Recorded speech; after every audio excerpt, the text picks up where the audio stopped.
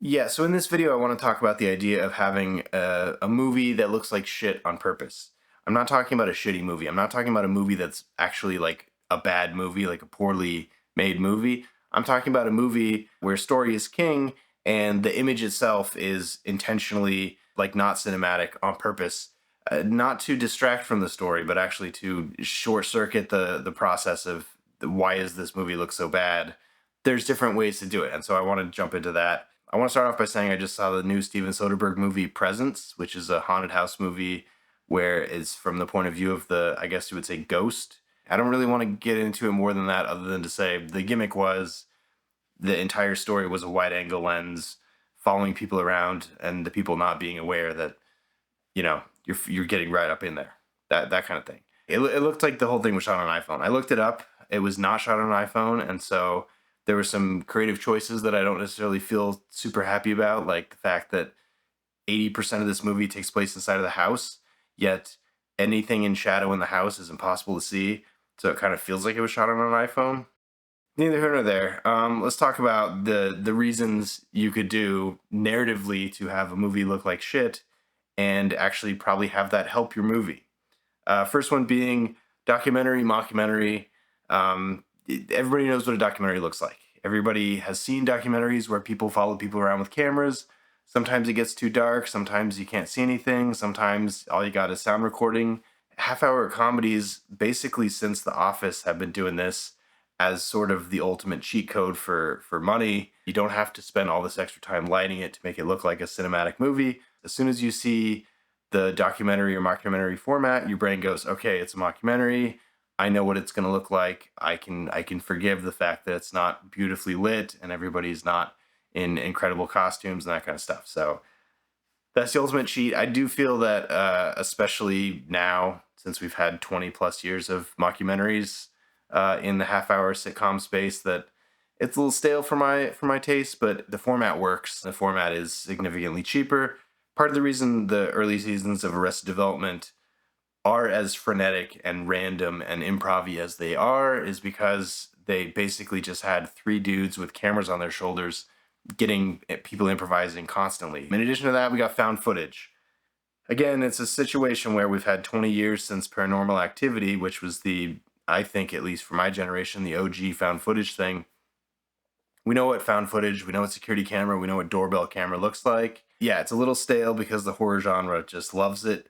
Also, hint, horror movies tend to be cheaper than, bigger blockbuster movies, but it's a thing. So if you can, mentally get your story around a way to have the entire movie taking place in security cameras or found footage, yeah, there's your freebie right there. You just rig up a camera in the corner and it's your security camera and have at it. And people understand, oh my God, this is a security camera point of view. It's not going to be grading and having them constantly going, why doesn't this look better? Because I feel like film school, the logic is always you take a cheap project and you make it look expensive, and that's good for a lot of stuff. But it's, at the end of the day, story is king.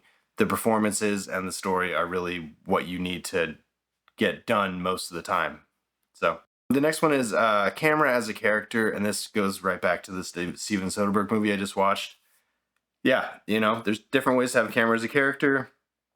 RoboVision, night vision. If you remember Sicario, there's a whole night vision sequence. Actually, I think that was heat vision even. So drunk point of view. That's sitcoms have done this since the beginning of time.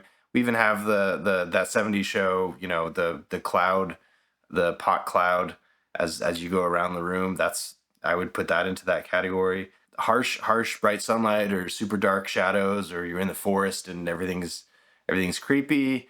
I feel like a lot of Netflix really high-end expensive fantasy movies and shows right now are doing the in the forest thing that inherently makes them look cheap, because there's only so many ways you can make a forest look like anything. So they're kind of doing the opposite. They're making an expensive thing look cheap by accident, if that makes sense.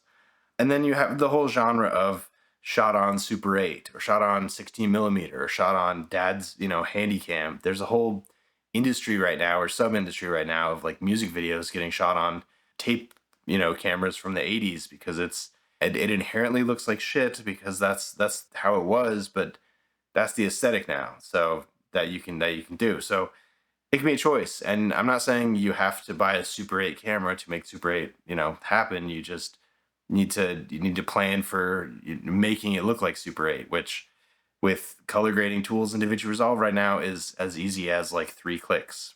It's wild.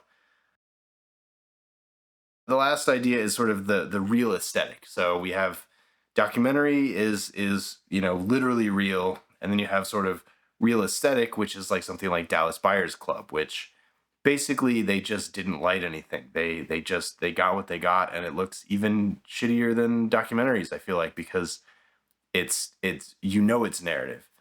It's a choice. It's a thing. So but yeah, so basically you got documentary, found footage, camera as a character, emulating or doing legacy cameras like Super 8, Super 16, handy cam, dad's camcorder, or you got the real aesthetic. So that's that 4 or 5. I don't know what I'm at.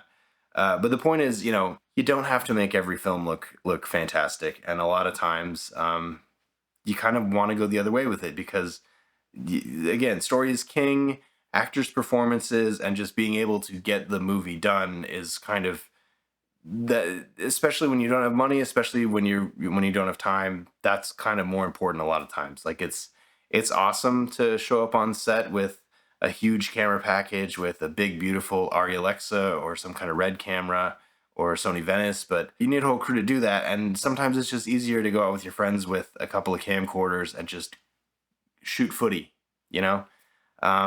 The time and place. I'm still developing, a found footage thing that I would do myself, probably at the end of the year this year. That's going to take place where we're just going to go camping and we're going to just basically make our own version of Blair Witch, out when we're camping, and we'll see how it goes. Not every movie has to look perfect, and sometimes it's in your best interest to lead into the suck, make it look shitty on purpose, and just get that conversation that the audience has to have in their head out of the way as early as possible by either making it a mockumentary or making it real looking or making it a camera's point of view is the main character kind of thing. So what other ways to make the image look shitty on purpose and save time, save money? Let me know. Catch you next time.